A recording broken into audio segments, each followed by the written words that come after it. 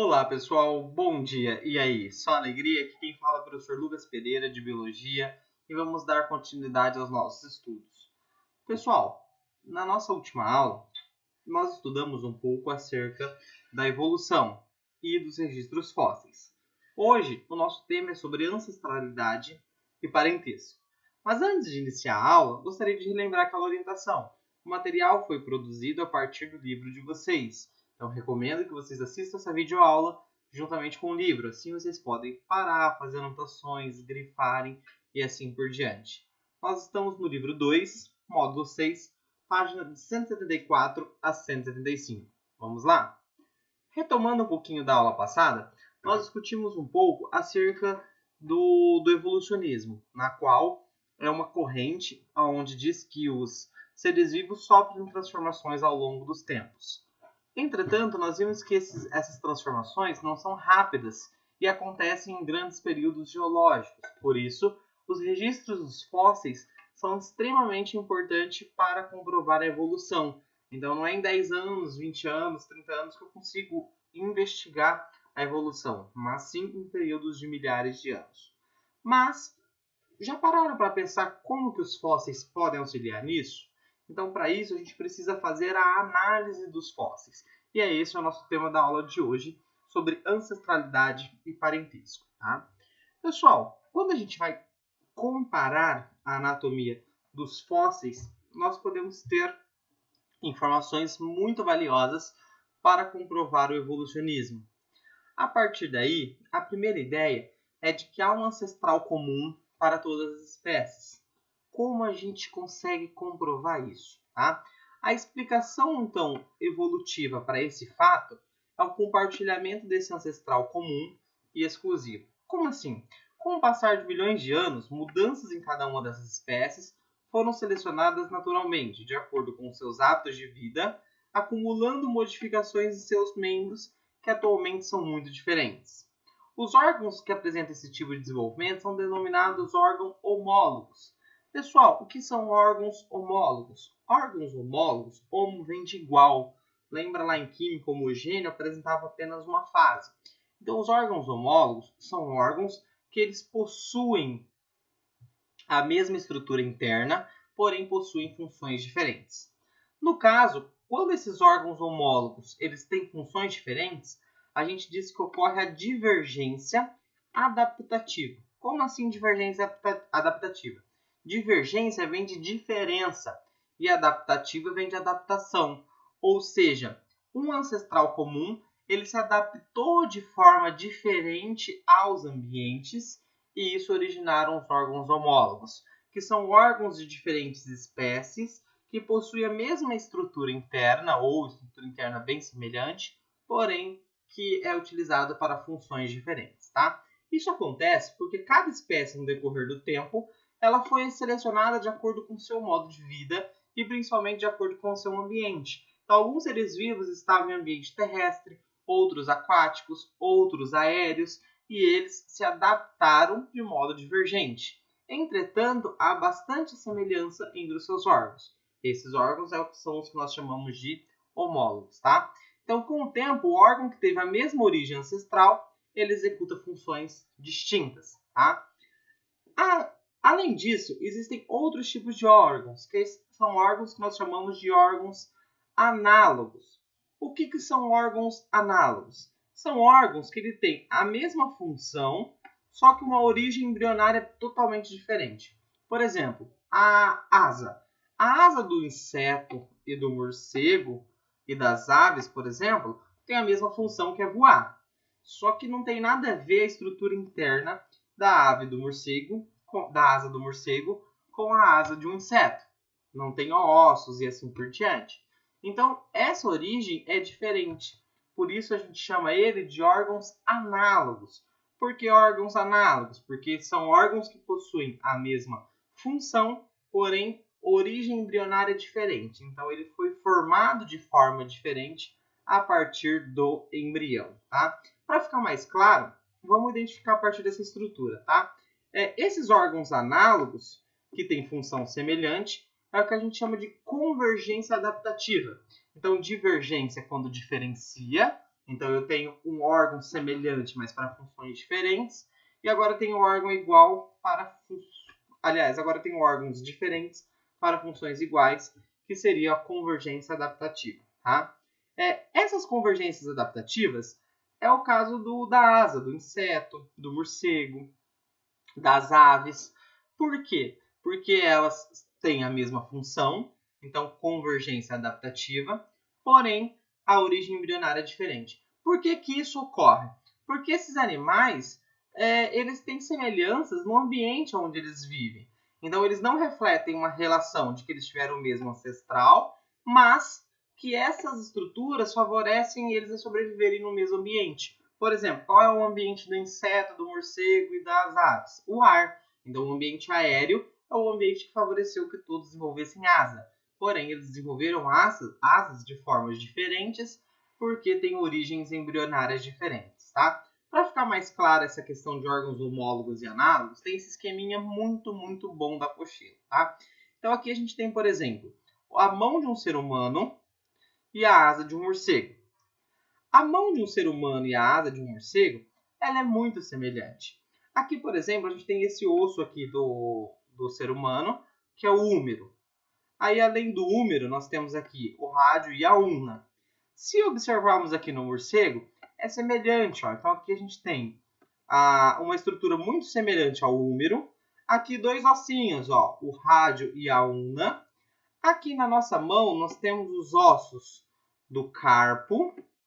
Aqui também, ó, existem os ossos, né, semelhantes aos ossos do carpo. Aqui no meio da mão, os ossos do metacarpo. Aqui também eu tenho os ossos do metacarpo. E por último, as falanges, que são medial, distal e proximal. E o morcego também tem as suas falanges, medial, proximal e distal. Então percebam que isso são órgãos homólogos. Ou seja, a função é diferente. A função do braço do ser humano é manipular o objeto. A função da asa do morcego é voar.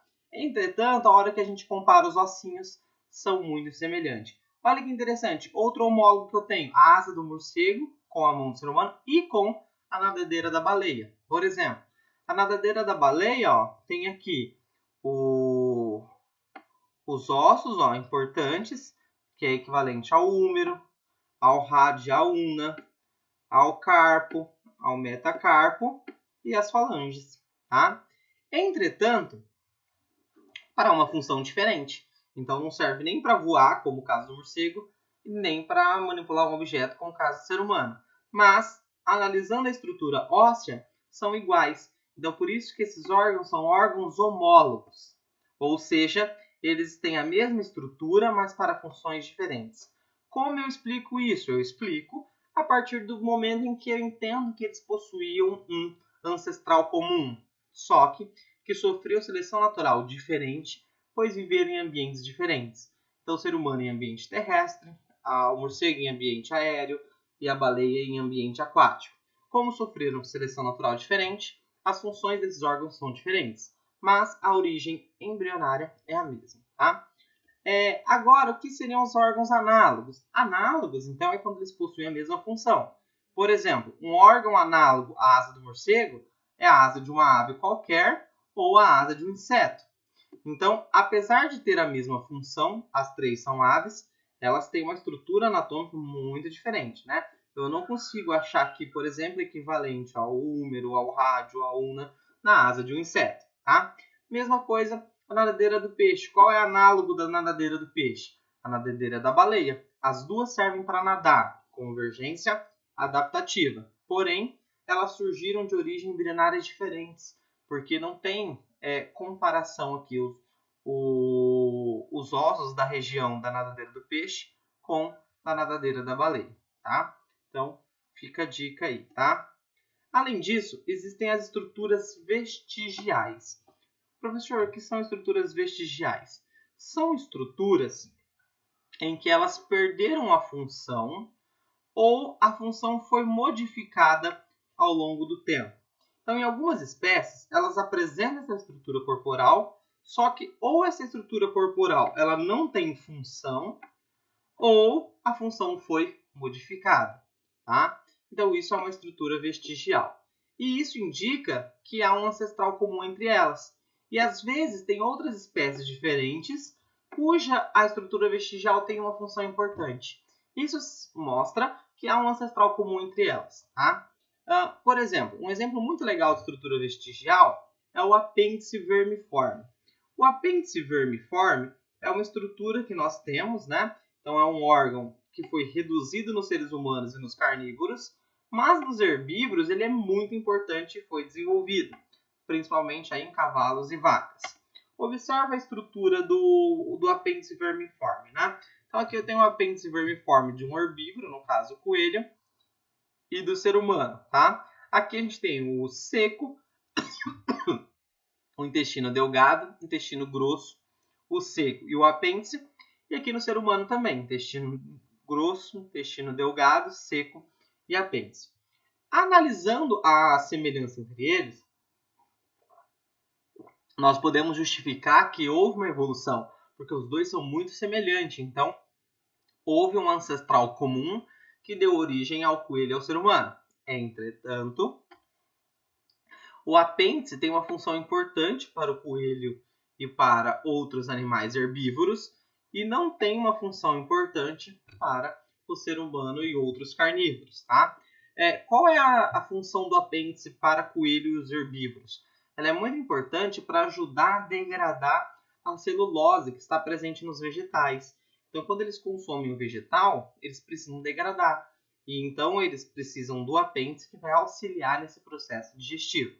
Já para o ser humano, o apêndice não tem uma função muito específica. Tá? Alguns pesquisadores relatam que ele tem importância de armazenar algumas bactérias importantes, boas para a nossa digestão, e que aí, quando você tem uma diarreia, por exemplo, e perde todas as bactérias, essas bactérias podem voltar e repovoar o intestino.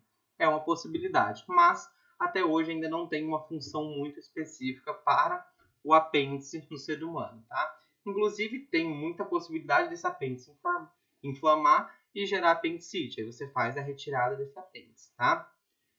Outro ponto importante para a gente estudar é o seguinte: quando a gente está falando de evolução, então o ser humano, o coelho, ou o morcego, ou a baleia, significa que eles evoluíram de forma diferente pelo processo de seleção natural, uma vez que eles vivem em ambientes diferentes.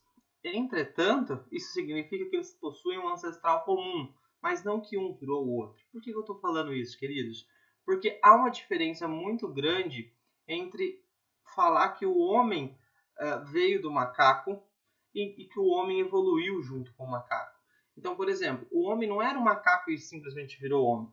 Isso significa que homem e macaco tiveram um ancestral comum, assim como o ser humano e o coelho. Tá? Então, o ser humano não veio do macaco, não veio do coelho, mas o ser humano, o coelho, o macaco, a baleia, o morcego compartilham de um ancestral comum. Tá? É preciso cuidado para analisar as estruturas vestigiais para não concluir que ela perdeu função, tá? Então tem que ter um cuidado bem grande aí para analisar, tá? No caso do apêndice, equivaleria a pensar que ele se tornou vestigial, ou seja, que houve uma mudança de comportamento alimentar.